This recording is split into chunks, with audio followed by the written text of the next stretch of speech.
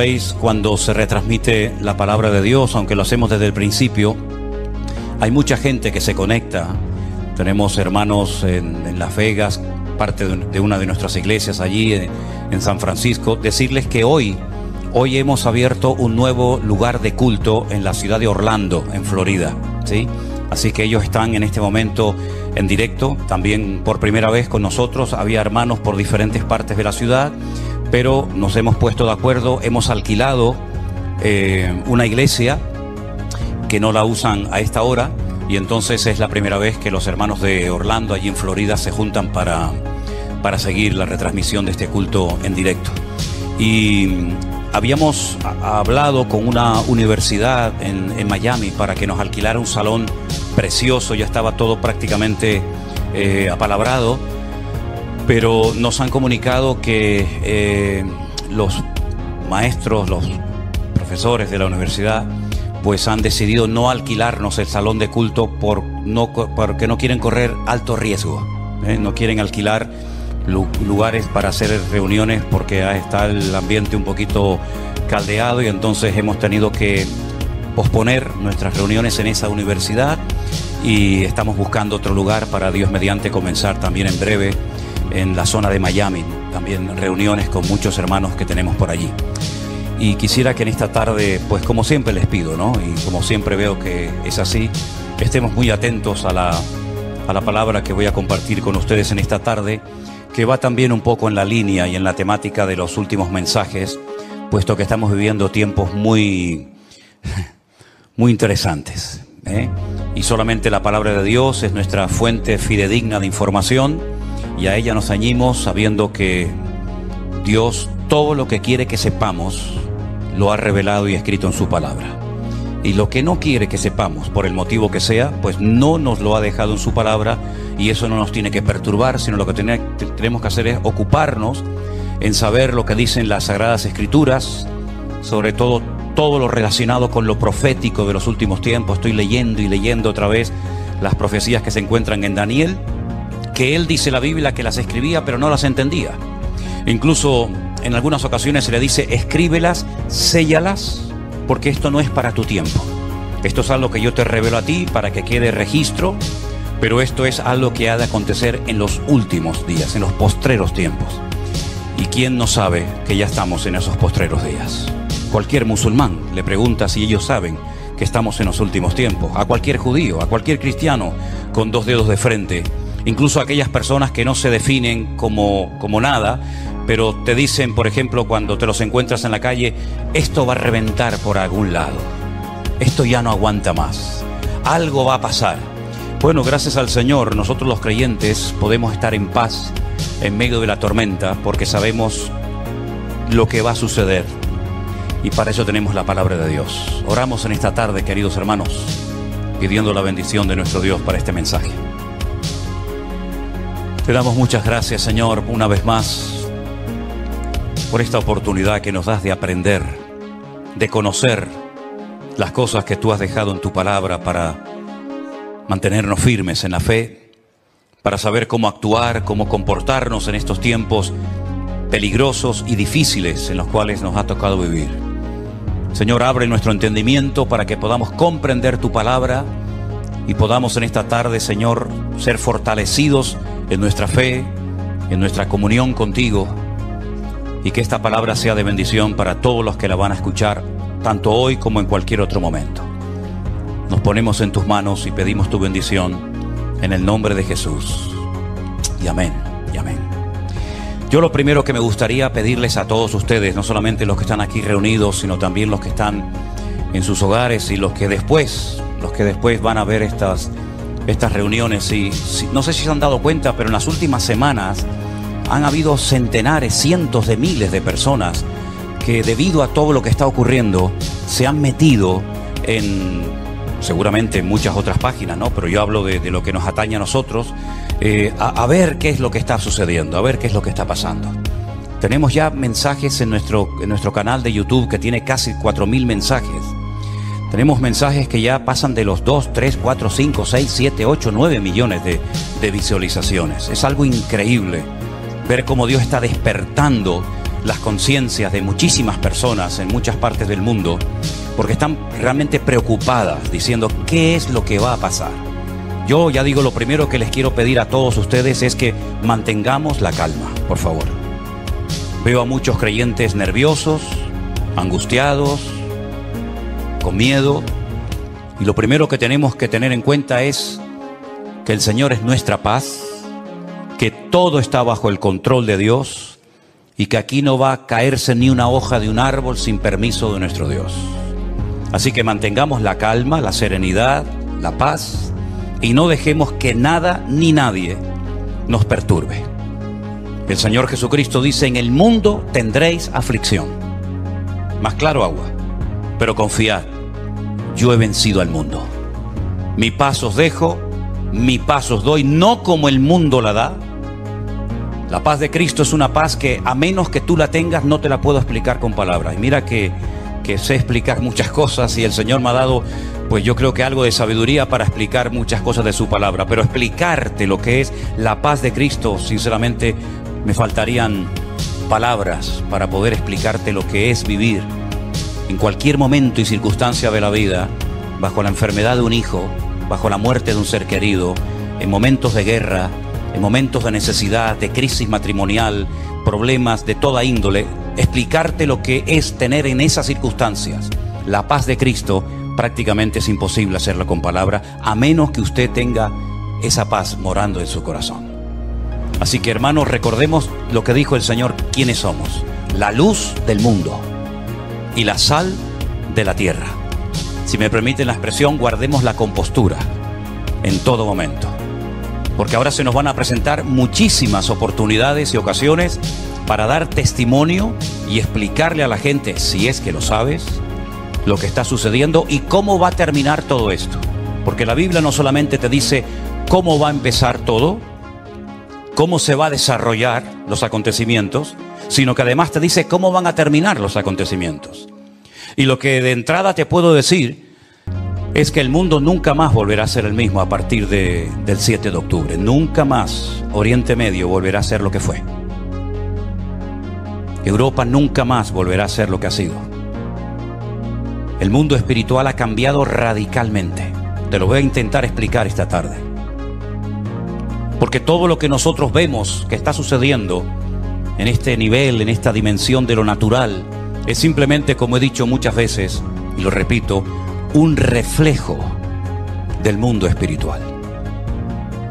El mensaje de hoy yo lo he titulado ¿Palestina o Israel?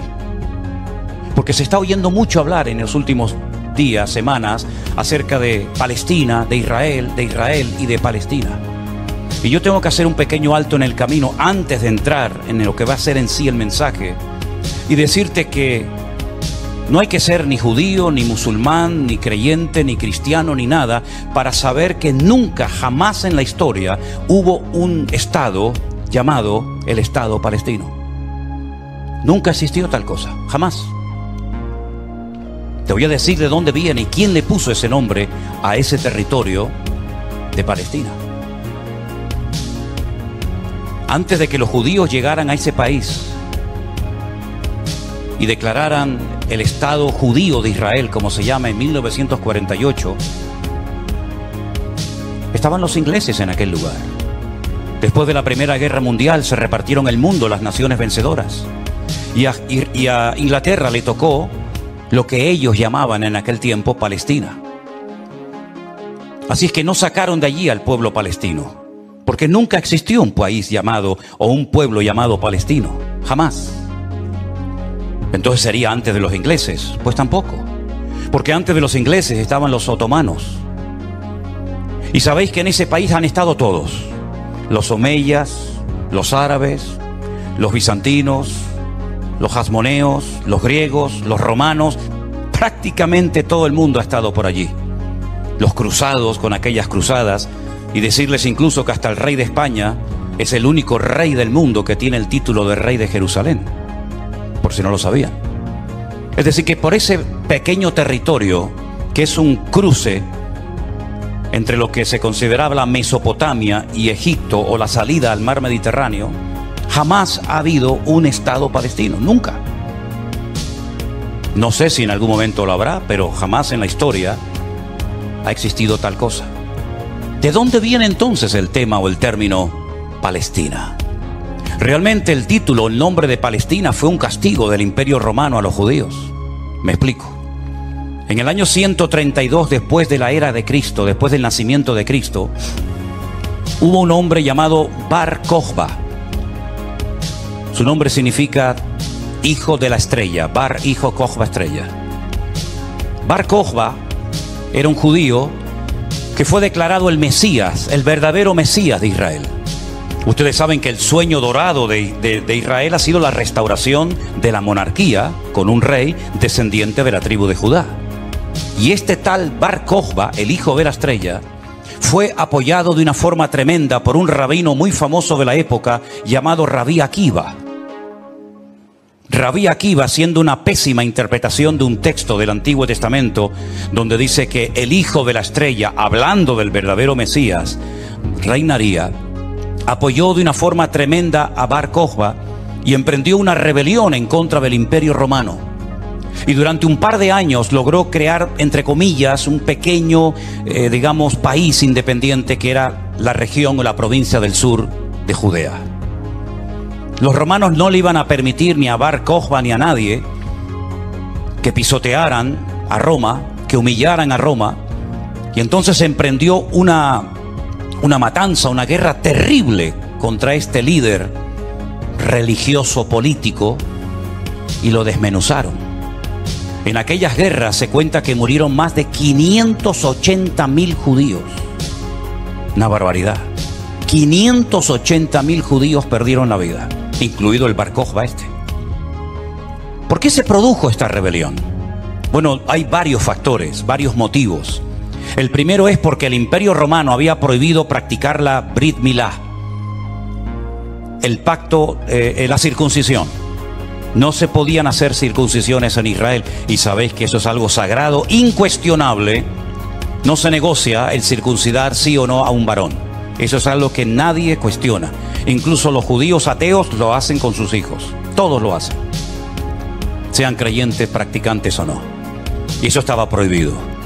Estaba prohibido la celebración del Shabbat, el día de reposo para el pueblo de Israel en aquel tiempo.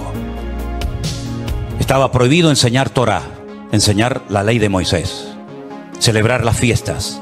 Y para colmo, como ya Jerusalén había sido destruida, totalmente destruida en el año 70 por el hijo del emperador Vespasiano, Tito, la destruyó y cumplió la profecía que Cristo había dicho en Mateo capítulo 24. ¿Veis todo esto? No quedará piedra sobre piedra que no sea destruida. En el año 70 se cumplió literalmente esa palabra profética que Cristo le había dicho a sus discípulos y que la encontramos en Mateo 24. Y la ciudad de Jerusalén fue destruida completamente, incluido lógicamente el templo.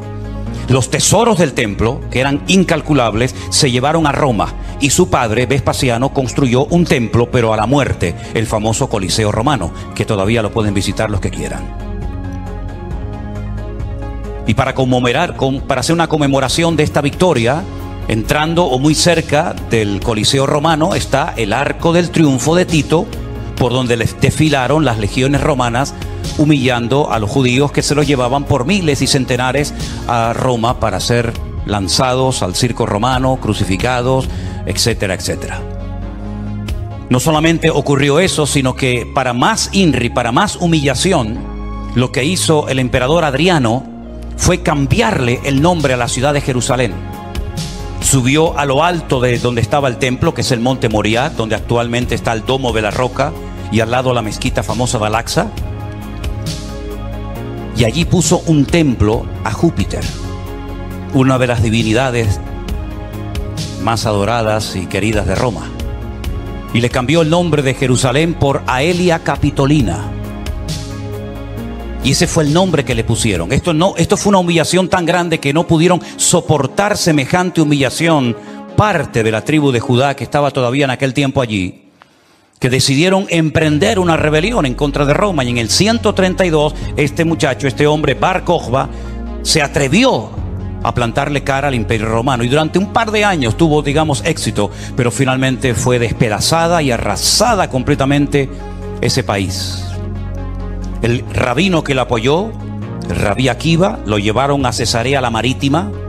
Digo la Marítima porque sabéis que en los tiempos de la Biblia había dos ciudades que se llamaban Cesarea, Cesarea de Filipo al norte y Cesarea la Marítima al lado del mar Mediterráneo, y allí con peines de hierro al rojo vivo le arrancaron toda la piel y lo torturaron hasta la muerte a Rabí Akiva. Y ya se acabó cualquier otra posibilidad de rebelarse, de levantarse contra el Imperio Romano. Queda un pequeño reducto de judíos, digamos, rebeldes, pero bueno, ese es tema para otro día.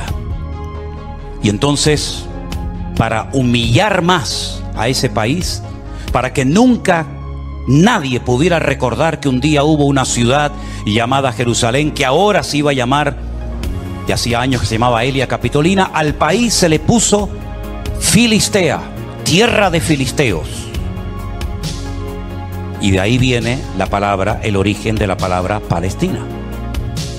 Fue un castigo de Roma a los judíos para que nunca más nadie pudiera echar de menos un país llamado Israel. Y esa es la historia del nombre Palestina. Y por allí, ya digo, han pasado todas las civilizaciones, culturas, religiones, imperios, cruzados, etcétera, etcétera. Pero nunca, a pesar de que Roma le puso a ese país Palestina o tierra de filisteos, jamás hubo un estado propio, gobernado, libre, independiente, llamado el Estado de Palestina. Jamás lo ha habido, nunca. Y no hay ni que ser cristiano para entender esto. Cualquier persona lo sabe perfectamente. Por lo tanto, cuando hace unos días un señor dijo que Jesús era palestino, yo le pediría a los que son de ese país que se pongan en contacto con su embajador o con su presidente y le corrijan a este señor, porque Palestina no existía en la época del Señor Jesús. Hay que decirle a este señor que Jesús era de la tribu de Judá. Su padre y su madre, que están sus árbol genealógico en la Biblia, Mateo capítulo 1, Lucas capítulo 3, eran descendientes de la tribu de Judá, que a su vez estaba entroncada con la casa real del rey David. ¿Y quién era David? Era de la tribu de Judá. Su papá se llamó Isaí. El padre de Isaí fue Obed. El padre de Obed fue Booz. Y Booz era el hijo de Rahab, que se casó con Salmón, que era del pueblo de Israel. Por lo tanto, Jesús era judío. Por eso lo circuncidaron a los 8 días. Por eso subía a Jerusalén 3 veces al año, para celebrar las fiestas que la Torá de Moisés indicaba que tenían que subir a Jerusalén. Por eso Jesús nunca fue a una mezquita, siempre fue a sinagogas, porque ni siquiera las mezquitas, el Islam, existía en la época de Jesús, sino que tendrían que pasar más de 600 años, más de 6 siglos y medio, hasta que naciera el Islam, que por cierto significa sumisión. ¿A quién? Lo interesante es que el Señor Jesucristo, cuando es juzgado por sus enemigos, en este caso los romanos, el que lo sentencia a muerte ordena poner encima de la cruz un título escrito en 3 lenguas: latín, griego y árabe. Si ustedes me dejan que siga, tienen un problema, porque he dicho un disparate y ustedes no han dicho nada. Y ustedes no tienen que permitir que yo ni nadie diga disparates en este púlpito. Eso es. Entonces corríjame cuando digo algo mal, no tengan miedo. El Poncio Pilato dijo: de encima de su cruz tienen que poner un cartel en latín, el idioma de los romanos, en griego, la lengua internacional de la época, y en hebreo, que es el idioma que habla este pueblo, que diga: Jesús Nazareno, rey de los judíos. No dijo rey de los palestinos, no dijo rey de los árabes, dijo rey de los judíos, que eran los que vivían allí. Porque dice Juan capítulo 1 que a los suyos vino y los suyos no le recibieron. Y los suyos eran judíos que estaban viviendo en aquel momento bajo la opresión, bajo el yugo del imperio más terrible que jamás ha existido y el más longevo, que fue el imperio de Roma. Así que de ahí viene todo esto del nombre Palestina y filisteos y todo esto, queridos hermanos. Pero nunca, repito, ha existido un Estado palestino. Cuando en 1948 las Naciones Unidas decidieron partir el país en 2, Israel dijo: estamos de acuerdo. Si los árabes que en ese momento habitaban en ese país, que la mayoría eran de origen jordano, el país que estaba al lado, porque no sé si saben que, por ejemplo, la explanada de las mezquitas arriba, en el monte Moriat, en el monte de Moriat, eso está bajo protectorado de Jordania. Y cuando tú ves a los ancianos caminando por las calles de la ciudad vieja de Jerusalén, la mayoría de ellos llevan un pañuelo de cuadraditos blancos y rojos, que es el pañuelo de Jordania, porque Palestina no representa a nadie, sino ellos eran de origen jordano, ¿verdad? Y es interesante notar que Israel en ese año decidió quedarse con los territorios que las Naciones Unidas decidieron darle, y los árabes dijeron rotundamente no. Que yo digo, si hubieran sido listos en ese momento, hubieran dicho, vale, nos quedamos con la mitad, y ya con la mitad, ya que es mía, después podemos hacer otro tipo de presiones, pero por lo menos ya tengo la mitad. Y es que si dices que no, al final no vas a tener ni lo que tenías. Durante todos estos años, desde 1948 hasta hoy, ese país siempre ha estado en guerra, o preparándose para una guerra, como dicen allí. Y la cruda realidad es que ese pequeño pueblo ha ganado todas las guerras, no ha perdido ni una. Ha desbaratado naciones tremendamente poderosas con un poderío militar espectacular. Y cada vez que gana, lógicamente, extiende el terreno. No podían entrar los judíos a la ciudad vieja de Jerusalén. ¿Saben la tortura que es para un judío estar viviendo en Jerusalén y no dejarte entrar a la ciudad de Jerusalén y poder acercarte y tocar el Kotel Hamarabí, el muro de los lamentos, para orar a Dios? No podían hacerlo. Desde 1948, que entraron allí, hasta 1967, en la guerra famosa de los 6 días, los judíos veían de lejos.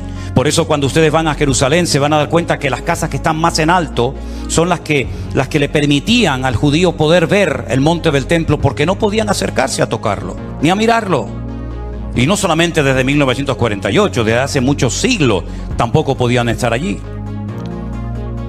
Y al final recuperaron la ciudad de Jerusalén. Pero todas y cada una de estas guerras siempre ha cambiado la atmósfera, el mundo espiritual, siempre. Porque algo que tenemos que tener presente es que el mundo natural refleja lo que está pasando en el mundo espiritual, ni más ni menos. Y me gustaría, con algunos textos de la Biblia, demostrarles que el mundo espiritual es tan real como este mundo en el cual nos movemos tú y yo, como pez en el agua. En el libro de Daniel, en el Antiguo Testamento, este hombre está cautivo en Babilonia. Las tribus del sur, Judá y Benjamín, han sido derrotadas, han sido humilladas por las tropas de un tal rey Nabucodonosor. Son llevadas cautivas por 70 años a Babilonia. Algunos se preguntarán, ¿y por qué fueron llevados cautivos a Babilonia justamente 70 años? Bueno, primeramente por su desobediencia, por su rebeldía, por no haber querido arrepentirse. Muchas veces el Señor le mostró a Ezequiel en visión los pecados terribles que ellos hacían en la intimidad, que nadie los sabía, pero que Dios los conocía perfectamente. Y dice que se lo llevaba en visión y le decía, métete por el agujero de esa pared y mira lo que están haciendo ahí adentro, a ver si no son dignos de mi ira y de mi juicio, ¿verdad? Y por 70 años son llevados a Babilonia para que la tierra descanse en una celebración que todavía, en una ley que todavía los religiosos, los agricultores religiosos practican, otros no. Y es la ley de la Shemitah. La Shemitah es una ley que obliga al agricultor, al que se dedica a las labores del campo, a dejar reposar la tierra un año entero. No se puede trabajar la tierra. Nosotros estuvimos este año, creo que fue este año, el año pasado, y veíamos muchos campos muy bonitos, muy bien arados, muy bien trabajados, y otros campos totalmente como abandonados, llenos de malas hierbas, y nos decían, estos son los campos de los agricultores religiosos que no van a trabajar durante este año, por la ley de la Shemitah, que es el descanso de la tierra. Dios preparó un día a la semana para el descanso del hombre, para que usted no sea una máquina de trabajar y trabajar y trabajar, sino que también reconozca que hay un Dios que creó el universo, la tierra, y nos da a la familia y los hijos para disfrutar, y no que usted se ponga con 70, 80 o más años de la vida y lo único que ha hecho en toda su vida es pagar deuda, comprar cosas y trabajar como un esclavo, y al final se le fue la vida trabajando Cuando el Señor dice, detente, cesa toda actividad y descansa como mínimo tú, tus empleados, tus bestias, tus animales durante un día a la semana. Y así reconocen la obra creadora de Dios y así renuevas tu fuerza para empezar una nueva semana con la bendición de Dios. Pero también la tierra, el Señor la cuida, porque dice la Biblia que la tierra es de Dios, no es del hombre. La tierra de Israel no es de los judíos. La tierra de Israel, ese territorio tan pequeñito, no es de los palestinos. ¿Quién es el dueño de la tierra? Es Dios, lo dice en su palabra. Del Señor es la tierra y su plenitud. Y dice la Biblia que durante los 490 años que vivieron allí cuando entraron con Josué, nunca cumplieron la ley del reposo de la tierra. Por lo tanto, la tierra necesitaba descansar 70 años. 70 por 7, ¿cuánto es? 490. Después de los 70 años de cautiverio, logran volver otra vez a su país, restauran el muro, restauran la ciudad, restauran el templo, vuelven otra vez a la vida normal, digamos. Pero sin embargo, antes de salir, hay un hombre llamado Daniel que escribió un libro extraordinario, donde él nos habla de cosas que habían ocurrido, que les habían llevado a esta situación terrible, y cosas que iban a ocurrir en el futuro. Pero una de las cosas que Daniel cuenta muy interesante es el conflicto, la guerra, la realidad del mundo espiritual. Por ejemplo, podríamos leer muchos pasajes, pero en Daniel capítulo 10, a partir del versículo 12, la palabra de Dios dice así: entonces me dijo, Daniel, no temas, porque desde el primer día que dispusiste tu corazón a entender y a humillarte en la presencia de tu Dios, fueron oídas tus palabras, y a causa de tus palabras yo he venido. Está hablando con un ángel que se le ha presentado a Daniel, ¿sí? Mas el príncipe del reino de Persia se me opuso durante 21 días. Pero he aquí Miguel, uno de los principales príncipes, vino para ayudarme y quedé allí con los reyes de Persia. Intentaremos explicar esto lo mejor posible. He venido para hacerte saber lo que ha de venir a tu pueblo en los postreros días. Porque la visión es para esos días. No es para el tiempo de Daniel, es para los postreros, los tiempos finales. Mientras me decía estas palabras, estaba yo con los ojos puestos en tierra, enmudecido.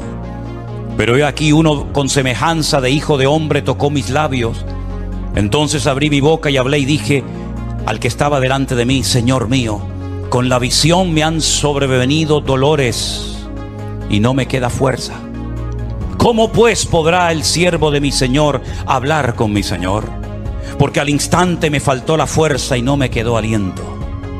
Y aquel que tenía semejanza de hombre me tocó otra vez y me fortaleció y me dijo: muy amado, no temas, la paz sea contigo, esfuérzate y aliéntate.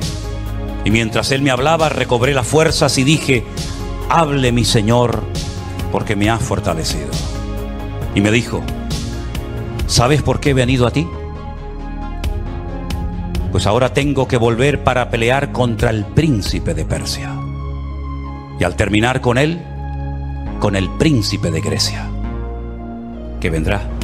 Pero yo te declararé lo que está escrito en el libro de la verdad, y ninguno me ayuda contra ellos sino Miguel, vuestro príncipe.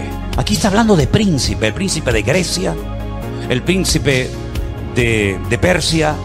Habla de un arcángel tremendamente poderoso que aparece en pocas ocasiones en la Biblia, llamado Miguel, que dice que es el príncipe que protege al pueblo de Israel de ser aniquilado y destruido. Porque una cosa que les quiero decir y que os quede clara, y me da igual si estáis de acuerdo o no, me da igual, créame, pero te lo tengo que decir. Recientemente se le preguntaron a altas autoridades de Hamás y le dijeron: si pudierais elegir entre tener todo el Estado de Israel, todo el territorio, de norte a sur y de este a oeste para ustedes, o la destrucción, la aniquilación total y absoluta del pueblo de Israel, ¿qué elegiríais? ¿Sabe la respuesta, no? Preferimos que no exista ni un solo judío sobre la faz de la tierra antes de quedarnos con todo su territorio. Porque no es que quieren quedarse con todo el territorio, es que quieren arrojar al mar o al desierto para que muera toda la población de Israel, que en este momento está alrededor de unos 15 millones de personas más o menos repartidas en varias naciones de la tierra. ¿Quién puede negociar con alguien que te quiere matar? ¿Quién puede negociar con alguien que viola a tus hijos y los quema delante de tu presencia? ¿Quién puede negociar con alguien que le abre el vientre a una mujer embarazada y le saca a su hijo que aún está con vida? ¿Quién puede negociar con alguien que te odia y que el sueño de su vida es destruirte a ti y a toda tu descendencia? ¿Quién puede negociar con semejantes salvajes? Fijaros que ya no digo animales, como decía hasta el otro día, porque no quiero ofender a los animales. Pero aquí encontramos una realidad espiritual. Daniel estaba orando, estaba ayunando por 21 días, 3 semanas seguidas, y la respuesta a su oración no venía la respuesta a su oración. Y finalmente se le presenta un ángel y le dice: desde el primer día que te pusiste a orar, tu oración llegó a la presencia de Dios. Y entonces, ¿por qué no vino la respuesta? Porque el príncipe de Persia se me oponía. Había interferencias, por decirlo de alguna manera, en el mundo espiritual. ¿Quién es el príncipe de Persia? Un poder espiritual, un príncipe de las tinieblas que no quería que Daniel recibiera la revelación y la información de lo que le iba a pasar a su pueblo a corto y a largo plazo. Y con esto coincide lo que se ha leído esta tarde desde este mismo púlpito, la famosa armadura del cristiano en Efesios capítulo 6. Donde el apóstol Pablo dice: nuestra lucha ahora como creyente no es contra sangre y contra carne, no. Esa ya no es nuestra batalla, esa ya no es nuestra lucha. Nuestra lucha, que existe y es real, es contra principados y contra potestades, contra los gobernadores de las tinieblas, contra huestes espirituales de maldad en las regiones celestes.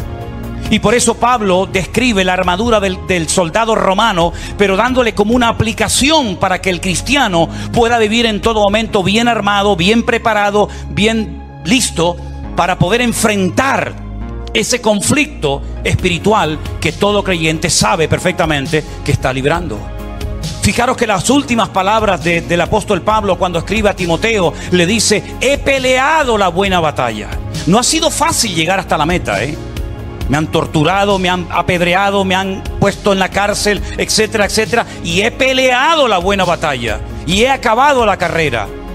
A Timoteo, cuando está pasando un momento de desánimo, de caído en su espíritu por las presiones y las luchas que está llevando a cabo en la iglesia que está pastoreando en Éfeso, le dice: pelea la buena batalla, echa mano de la vida eterna, sufre penalidades como buen soldado de Jesucristo. Yo sé que por ahí se ha predicado un evangelio aguado, un evangelio donde ven a Cristo y todos los problemas se te van a solucionar. No es verdad. Dios te va a dar gracia, paz y fortaleza en medio de los problemas. Pero muchos problemas no van a desaparecer por el hecho de que ahora usted se ha convertido a Cristo. Si le han predicado otra cosa, no es mi problema, pero sí es mi responsabilidad decirle que la vida no es fácil, ni para el ateo ni para el creyente. Y dice la Biblia que cuando sale el sol calienta buenos y calienta malos. Y cuando hay guerras mueren buenos y mueren malos. Y cuando hay un naufragio mueren cristianos y mueren ateos. Y cuando hay un atentado, cuando hay un terremoto o cuando hay un tsunami, mueren cristianos, mueren blancos, mueren ricos, mueren todos, porque es parte de la vida. Pero en medio de las tormentas y sufrimientos de la vida, nosotros sabemos que el Señor está a nuestro lado. Y eso es lo que nos da la fuerza para decir: Dios está conmigo porque yo sé en quién he creído. Miren a Job, y no me quiero ir del tema, pero miren a Job, un hombre que perdió a sus hijos, un hombre que perdió su salud, un hombre que perdió su patrimonio, toda la vida trabajando para tener 4 cosas y en un día las perdió todas, como le puede pasar a cualquiera, ¿o no? Sin embargo, cuando su mujer le dice: maldice a Dios, ¿qué tipo de Dios tienes tú? Que hoy te da y mañana te quita, ahora te sana y mañana te enferma. Y le dice: como cualquier persona incrédula, insensata, has hablado. Yo sé en quién he creído, y aunque Dios me mate, yo lo voy a seguir adorando, porque yo sé que mi Redentor está vivo. Podemos tener paz en medio de la tormenta, podemos dormir en paz, como dice la Biblia: en paz me acostaré y asimismo dormiré. Porque solo tú, Señor, me haces vivir confiado. Y aunque un ejército acampe contra mí, no temerá mi corazón. Porque el Señor es mi luz y mi salvación. Son promesas que las hemos interiorizado en nuestra vida, y no es como un mantra que lo tengo que repetir para autoconvencerme de que Dios está conmigo. Es que no me tengo que autoconvencer de nada. Él mismo me da testimonio a mi espíritu de que no estoy solo en medio de las luchas de la vida. Y el pueblo de Israel no es que sea el mejor pueblo del mundo, Yo no estoy aquí para hacer, digamos, una disertación a favor de unos que son muy buenos y otros que son muy malos. Yo no estoy aquí representando a nadie. Yo solamente represento a mi Dios. Y mi Dios no se casa con nadie. Y mi Dios ama a todo el mundo por igual. Y mi Dios no hace acepción de personas. Y todos los seres humanos, me da igual, son palestinos, o son judíos, o son canarios, o son latinos, o de donde sea. Todos los seres humanos tenemos que arrepentirnos delante de nuestro Dios por nuestros pecados. Y aquí no hay ni buenos ni malos, sino que aquí cada uno tiene que ser consciente de que no hay justo ni aun uno delante de la presencia del Señor. El mismo Señor Jesucristo, y hoy lo leía en el Evangelio de Mateo, le decía a los judíos: si no os arrepentís, todos pereceréis igualmente. Por lo tanto, mis queridos hermanos, lo importante es saber que estamos en una guerra espiritual, porque estamos a punto, y lo vamos a ver, que todo va a cambiar. La película que hemos vivido hasta el día de hoy, nuestra vida ha sido como una especie de película, con diferentes actores, diferentes escenarios, ¿verdad? El escenario va a cambiar completamente. Los actores van a cambiar. El guión va a cambiar. Y cuando está a punto de producirse un cambio en el mundo significativo que afecta a miles y a millones de personas, hay siempre guerra en el mundo espiritual. Miren cuando Cristo nació, la guerra espiritual que hubo. Comenzaron a asesinar niños, ¿verdad? Comenzaron una serie de revoluciones, porque cada vez que va a haber un cambio que va a afectar la economía, la política, la vida social, etcétera, siempre hay un conflicto espiritual tremendo. Daniel estaba orando porque quedaba pocos años, poco tiempo, probablemente estaba por el año 68, máximo al 69, de la liberación, ¿verdad?, del pueblo. Y Daniel estaba no preocupado, pero sí indagando, leyendo las escrituras, orando y ayunando, porque sabía que se avecinaba, se oteaba en el horizonte un cambio tremendamente significativo. Miles de personas por fin iban a poder volver otra vez a su país. Iba a haber una masa de gente que iba a ir de un lugar a otro. Y esos cambios, hermano, no se producen por casualidad. Esto que estamos viendo, que ayer llegaron 1000 al Hierro, el otro día 600 a Lanzarote, el otro día no sé cuántos al Hierro, todo eso no es producto de la casualidad. Satanás está cambiando la escena mundial. Y lo vamos a notar en pocos días, en pocas semanas. Esto va a ser completamente diferente. Y los que tengamos la oportunidad y el privilegio de volver a Israel, porque vamos a volver a Israel, no nos vamos a encontrar al Israel que hemos conocido por más de 20 años. Nos vamos a encontrar a la gente de una forma diferente, una actitud diferente, una atmósfera completamente diferente, porque estamos en una guerra espiritual tremenda. Cuando se lee la famosa armadura del cristiano, se enfatiza mucho que la espada es la palabra de Dios, el yelmo o el casco del soldado representa la salvación, el escudo representa la fe. Pero si ustedes prestan atención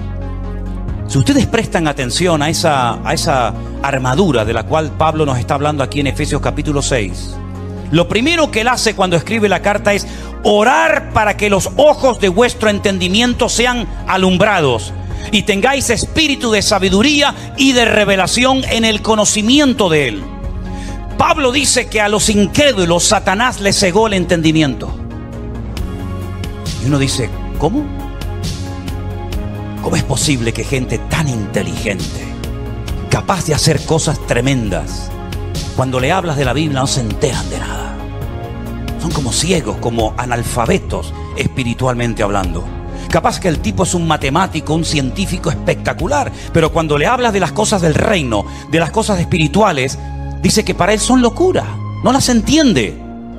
Yo incluso he hablado con muchísimos rabinos judíos que se saben libros de memoria de la Biblia, y les he hablado, por ejemplo, de Daniel, y me dicen literalmente, no entiendo lo que estoy leyendo, no lo entiendo. Uno se queda sorprendido porque se cumple lo que dijo Isaías: dale esto al que sabe leer y te dirá, no lo entiendo. Y Pablo dice que esta armadura representa la verdad, la justicia, la paz, la fe, la salvación y la palabra de Dios. Fíjate qué palabras tan interesantes. Dice que ceñid vuestros lomos con la verdad, con la coraza de justicia, calzados los pies con el apresto del evangelio de la paz, coger el escudo de la fe, tomad el yelmo de la salvación y la espada del Espíritu, que es la palabra de Dios. Estas 6 cosas, estos 6 elementos están en el punto de mira de Satanás para arrancarlos de nuestra sociedad de un plumazo. Quiere cambiar la verdad en mentira y convertir la mentira en verdad.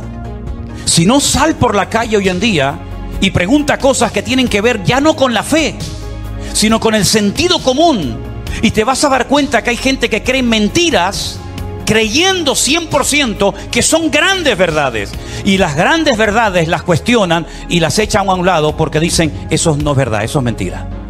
Esa es una de las estrategias del diablo: bombardear, dinamitar las escuelas, las universidades, incluso también, como no, las iglesias, la familia, los gobiernos, la política, el arte, la pintura, la literatura, todo, para que al final la sociedad siga creyendo más en las mentiras que en las verdades.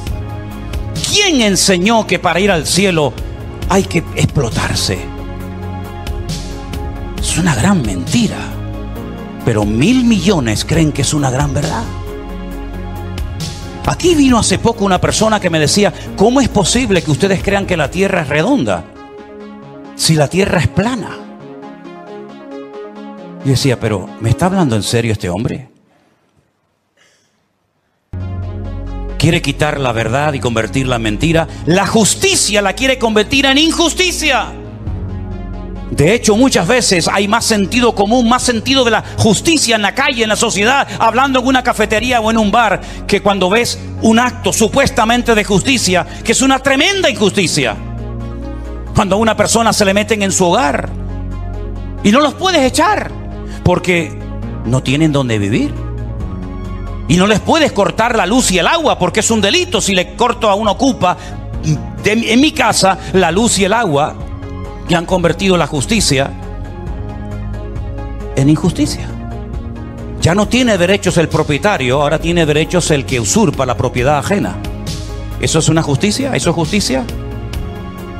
Quiere cambiar la paz en guerra, cosa que sabe hacer perfectamente. La fe en incredulidad, la salvación en muerte y en desesperación eterna, y la palabra de Dios por cualquier cuento que cuenten por ahí, dándole más credibilidad a las mentiras que al libro eterno llamado Biblia o palabra de Dios. ¿Qué te parece?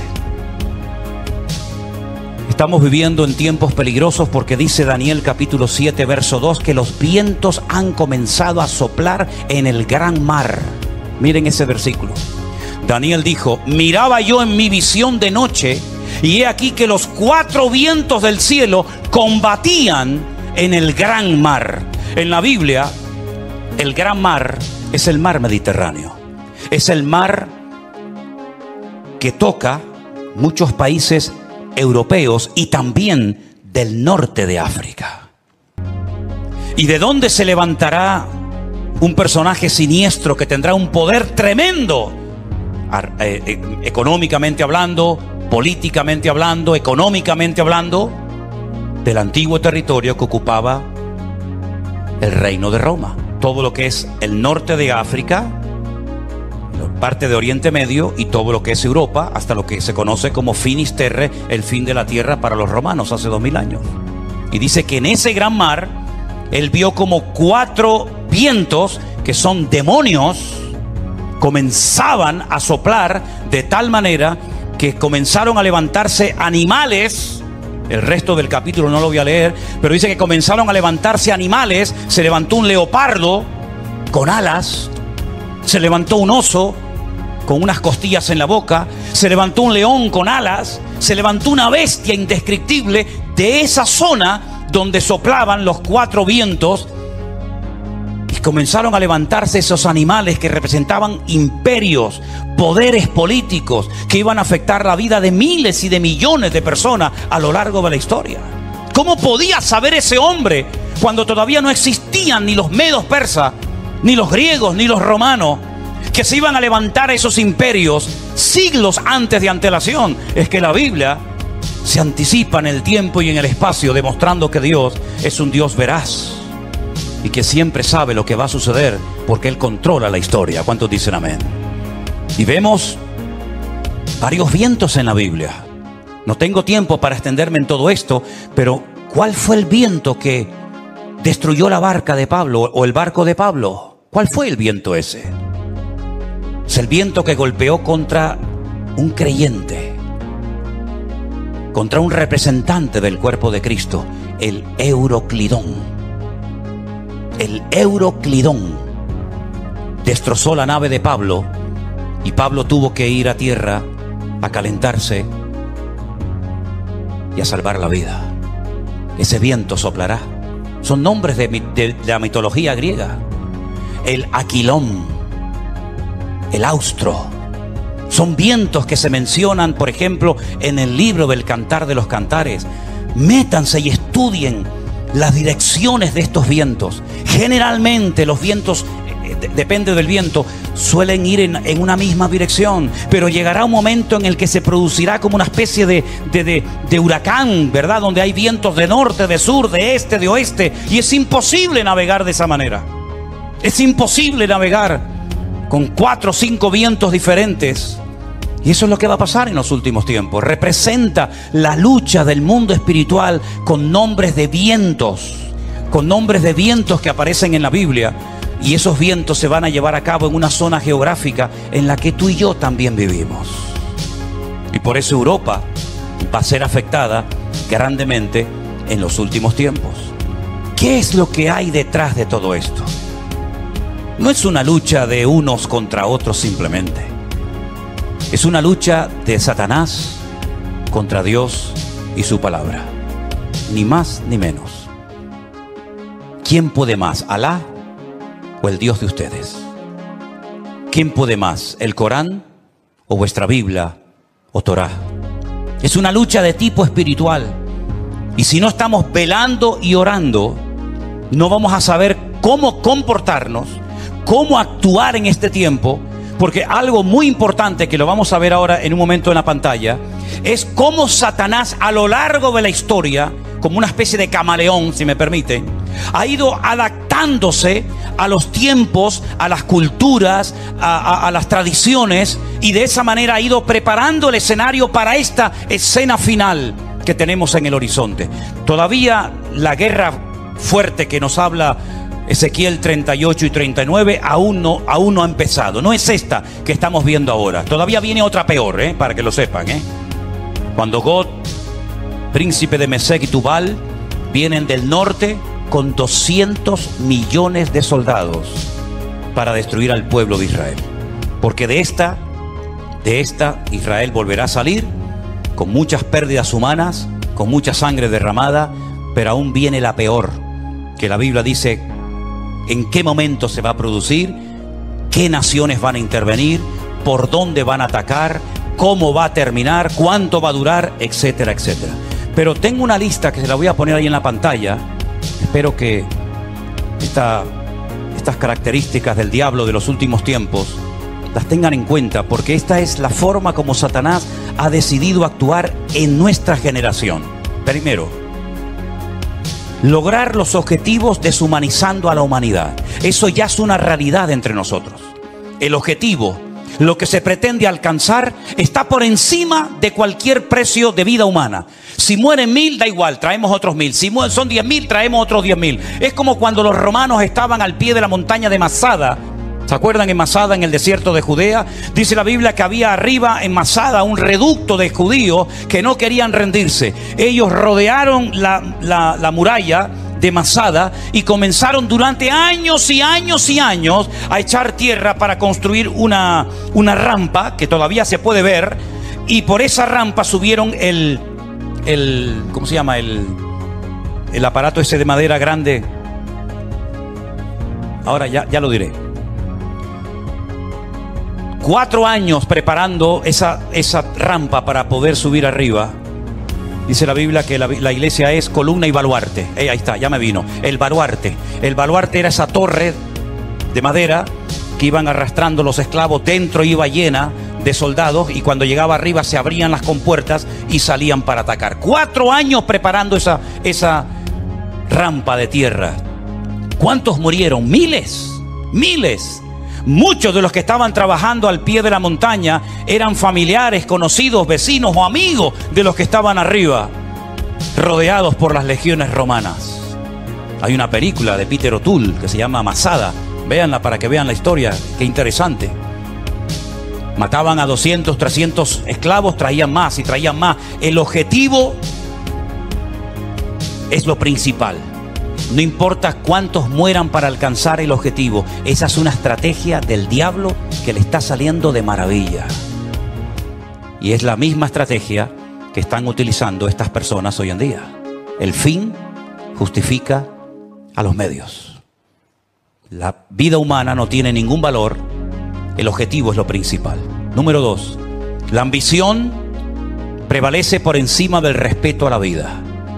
Voy a conseguir mi objetivo y alcanzar mis metas a toda costa. Me da igual si tengo que torturar, matar, me da exactamente igual. La ambición, la arrogancia de mi corazón es tan poderosa, es tan fuerte, que si tengo que hacer lo que haga falta, lo hago. Número 3. Alcanzar lo divino olvidando lo humano. Si para ir al cielo y tener las 90 que dicen que voy a tener allá arriba, tengo que asesinar a todos estos, estoy dispuesto a hacerlo, porque lo divino, lo que yo creo que es lo divino, prevalece sobre lo humano. Una estrategia diabólica terrible. Cuando hace unos días vi en un reportaje que hicieron y le preguntaban a unos niños de entre 8 o 10 años, ¿qué quieren ser cuando sean grandes? Y decían, nosotros queremos ir al cielo. Por eso queremos prepararnos y convertirnos en mártires. Una criatura que lo que tiene que hacer es jugar y disfrutar de la vida. Lo divino ha desplazado toda racionalidad, todo raciocinio. Es el mundo al revés. La tecnología de la desinformación. España es número 1 en esto, España es capaz de ponerte una imagen que no tiene nada que ver con lo que está hablando. De hecho, ha habido a veces en varias cadenas de televisión en España que están hablando de un conflicto X, de una situación cualquiera que sea, y ponen unas imágenes de hace años que no tiene absolutamente nada que ver con lo que ellos están contando en ese momento. Como tienen el poder de quitar, de poner, de añadir, de etcétera. Y cuando venga la inteligencia esta que llaman, ¿cómo es? Cuando venga la inteligencia virtual o artificial, perdón, ni te imaginas las barbaridades que vamos a ver, donde personas están comenzando a decir cosas que ellos jamás han dicho, pero que por una manipulación de la tecnología te hacen creer lo que no han dicho o lo que han dicho. En fin, una locura. Los medios de comunicación son una fábrica que crea deliberadamente ignorancia. Cuanto más ignorante sea la gente, mejor. La ignorancia para ellos es poder. Cuanto más ignorante sea una persona sobre la realidad, sobre la Biblia o sobre lo que sea, mejor. Creación deliberada de ignorancia. Sembrar confusión, toda la que se pueda y más, engañando deliberadamente a la gente. Poner en duda la credibilidad de la fuente. Por ejemplo, mi fuente de información es la Biblia. Ah, no, pero eso no sirve, eso está caducado. ¿Cómo? No, la Biblia está llena de contradicciones. Y se quedan tan panchos. Y se quedan tan tranquilos. ¿Cómo que está llena de contradicciones? ¿Dónde están las contradicciones? No, eso está lleno de eso no, esta no es la Biblia verdadera. ¿Cómo que no es la Biblia? No, la Biblia verdadera la tienen los curas en el Vaticano, me dijo una vez uno. Sí, tiran por tierra la fuente, la fuente mía no vale, la que vale es la tuya, la de internet, que te metiste anoche, leíste no sé qué, esa es la verdadera, que ahora nos están fumigando. Esas nubes que aparecen en el cielo son aviones que nos están fumigando para que no llueva. Dios, pues menos mal que nos fumigaron para que no lloviera, ¿eh? Porque ayer hablaba con un pastor de Madrid que me dice, no puedo salir del coche porque tengo el agua hasta el cuello. Increíble, ¿no? Cuando vino el COVID, ¿se acuerdan? Esto es una estrategia de los Illuminati, de los masones, para una drástica reducción de la población humana. Pues qué malos fueron, porque me parece que murieron como 2 o 3 millones en el mundo y somos 7.000 millones. Lo hicieron muy mal, ¿eh? Y que todos los que nos vacunamos en 2 años morimos. Pues se equivocaron, porque ya llevo 3 vivo y coleando. Pero en fin, esta fuente no vale, la que vale es siempre la de ellos. Negar los hechos. No, eso no fue así. Eso no fue así. Tengo imágenes de satélite, donde se ven desde los satélites cómo lanzan los distintos cohetes. Y más de 550 cohetes lanzados desde la Franja de Gaza, no uno como el del otro día, 550 cohetes han caído dentro de la Franja de Gaza. No, pero eso es manipulación. Eso es manipulación. Bueno, producir ignorancia manipulándolo todo, pervertir las prioridades, como aquellos que estaban construyendo un edificio tan grande, tan grande, tan grande, que dice que se tardaba 1 año en subir un bloque desde abajo hasta arriba. Y cuando iban por el camino iban tan agotados que caían, se mataban. Y entonces la gente comenzaba a llorar y decía, pobrecito, no lloro por él, lloro por el ladrillo que no logramos ponerlo arriba. Lloraban más por el ladrillo que se había perdido que por la persona, por la vida que se había perdido. Hermanos queridos, vivimos en un mundo loco, al revés y patas arriba. Y permítame decirles que esto no ha hecho más que empezar. Nosotros como cristianos y como hijos de Dios no tenemos que tener ningún temor, porque ya sea que vivamos o muramos, somos del Señor. Y las puertas del Hades no prevalecerán contra la iglesia, dice la Biblia. E Israel no porque sea el mejor país del mundo, sino porque Dios tiene un pacto y unas promesas con ese pueblo, y Dios lo hace por honor a su nombre. Va a proteger a esa nación. Dios ama a todo el mundo por igual, y todo el mundo necesita arrepentirse y humillarse delante de la presencia del Señor, porque aquí el gran problema es que al Señor Jesucristo lo rechazan por todas partes. Pero ojo, también los católicos rechazan a Jesús, ¿eh? Cuando usted le da más culto a su madre que a Jesús, usted está rechazando a Cristo. Cuando usted le da más prioridad a la madre que al hijo, usted está blasfemando el nombre de Dios. Ay, no diga eso. Pues ¿qué quiere que le diga? Cuando usted le da más honra, más culto, más reverencia a la criatura que al Creador, usted está haciendo exactamente igual que aquellos que no quieren saber nada del Señor Jesucristo. Porque el Señor Jesucristo dijo, separado de mí, nada podéis hacer. ¿Tú crees que lo que tú has conseguido en la vida a Dios le impresiona? Dime la verdad. ¿Tú crees sinceramente que lo que tú has conseguido con sudor y lágrimas durante toda tu vida, Dios lo necesita? ¿Te lo vas a llevar en la caja cuando llegues a la otra vida? A Dios le impresiona. Ay, todo lo que tiene. Dios tiene 1000 veces más cosas que tú. Por lo tanto, Dios no necesita nada de nosotros. Somos nosotros los que le necesitamos a Él. Porque ya el Señor Jesucristo lo dijo, separados de mí, nada podéis hacer. Y esta realidad espiritual en la que estamos viviendo tú y yo hoy en día, la única forma de mantenernos firmes en el día malo, y ya empezó el día malo para nosotros. Mira, Moisés tuvo su día malo, ¿eh? Salió a dar una vuelta y se cargó a un hombre. Ese fue el día malo de Moisés. Pedro tuvo su día malo cuando aquella chica lo apuntó con el dedo y le dijo, tú eres uno de ellos. Y él le negó. Ese fue el día malo para Moisés, para Pedro. Elías tuvo su día malo cuando una depresión lo prendió y le dijo, Señor, quítame la vida, ya no aguanto más, estoy solo, ya no quiero seguir adelante. Ese fue el día malo. Adán y Eva tuvieron su día malo en el huerto del Edén. Pero tarde o temprano todos tendremos nuestro día malo. Y dice la Biblia, para que habiendo acabado todo, estar firmes. Y la única manera de poder estar firme y no caer en depresión, en desánimo y en tantas cosas que se hacen, es poniendo la mirada y la confianza solamente en nuestro Dios.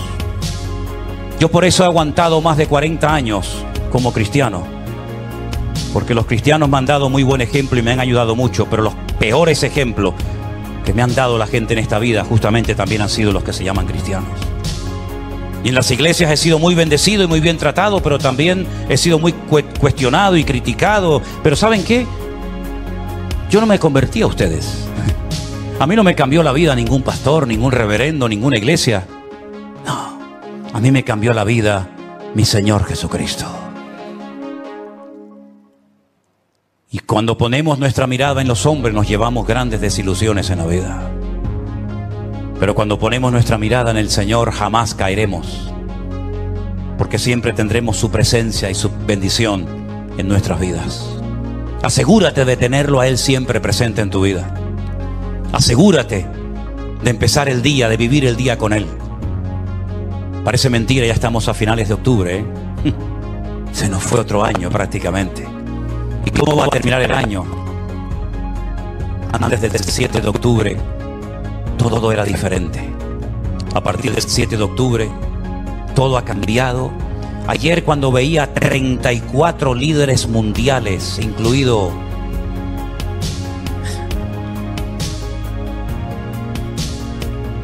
¿saben qué les digo, no? Cuando yo veía 34 líderes mundiales y allí estaba don Peter Sánchez, yo decía, en estos 34 que están aquí, mira que los miré de arriba, abajo, de izquierda a derecha, ¿estará ya el anticristo? ¿Estará ya el anticristo? Porque el mundo está clamando por alguien que venga y solucione todo. Da igual si es musulmán, judío, creyente, ateo, de derechas o de izquierda. El mundo está clamando a grito, y de hecho este señor que vive en Roma dijo hace algún tiempo: lo que el mundo necesita es un líder, uno solo, con todo el poder para que gobierne. Y tuvo razón. El mundo verá a ese líder y el primero que lo van a apoyar van a ser ellos. Y yo me preguntaba, ya digo, ayer en esa reunión de 34 líderes mundiales, ¿estará aquí en medio de ellos este personaje siniestro? Porque esto se tiene que arreglar de alguna manera. Cada vez que empieza una guerra, sobre todo de Israel, siempre a los pocos días se reúnen o en el Cairo o en cualquier país para decir, sí, ahora no empiecen así, me parece, creo que es aquel, me parece, no. Siempre ahora todo el mundo se lleva las manos a la cabeza. Hay que parar esto como sea. Hay que pararlo antes de que entren los del norte. El único que puede traer paz a la tierra es el príncipe de la paz, que por cierto no fue invitado a esa reunión. Los ciegos guiándolos a ciegos, cuando todos los que están ahí deberían de haber dicho: hagamos una oración y démosle gloria a Dios, para que Dios nos ayude a solucionar los gravísimos problemas que tenemos y que no sabemos cómo solucionar. ¿Vieron el último discurso del presidente de Salvador, Bukele? ¿Lo vieron? ¿Lo oyeron? Qué interesante. Qué interesante. Empezó su discurso diciendo: quiero dar toda la gloria a Dios. Uno de los países más violentos del mundo, donde todos los días había cantidad de asesinatos, de crímenes, de secuestros tremendos, se ha convertido en uno de los países más seguros del mundo. Ya no hay delincuencia, ya no hay robo, ya hay una tranquilidad en las calles tremenda. Y una de las cosas que dijo ese presidente en ese discurso fue: le pedimos sabiduría y revelación a Dios. En una semana solucionamos todos los problemas, no murió absolutamente nadie. Y el país más peligroso del mundo, en proporción a otros, se ha convertido como botón de muestra de otras naciones de la tierra. Pero cuidado con quitarle la gloria a Dios, porque en el momento en el que le quitemos y le robemos la gloria a Dios, puede volver otra vez el enemigo a traer sangre a nuestras ciudades. Qué ejemplo tan grande, ¿no? Cómo me gustaría a mí ver en España, me imagino que a ustedes, venezolanos, colombianos, cubanos, argentinos, ¿verdad? Cómo nos gustaría ver a todos y a cada uno de nosotros que antes de hacer una reunión para intentar solucionar un problema dijeran: bueno, vamos a hacer una cosa, vamos a orar, vamos a pedir la bendición de Dios para que Dios nos dé sabiduría y salgamos de este lugar sabiendo lo que tenemos que hacer. ¿Creen ustedes que a Dios no le agradaría que lo invitaran a una reunión para que Él les diera sabiduría a toda esa gente? Por supuesto que sí, pero me parece que no lo vamos a ver. me parece que no lo vamos a ver.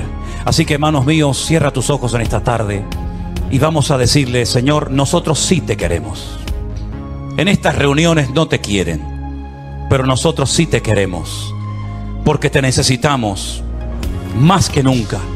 Y queremos que tú traigas primeramente paz a nuestras vidas, paz a nuestros hogares, y sobre todo que te vean a ti y te reconozcan a ti, el único Dios vivo y verdadero, porque es la única manera de que podamos, como dice la Biblia, vivir reposadamente.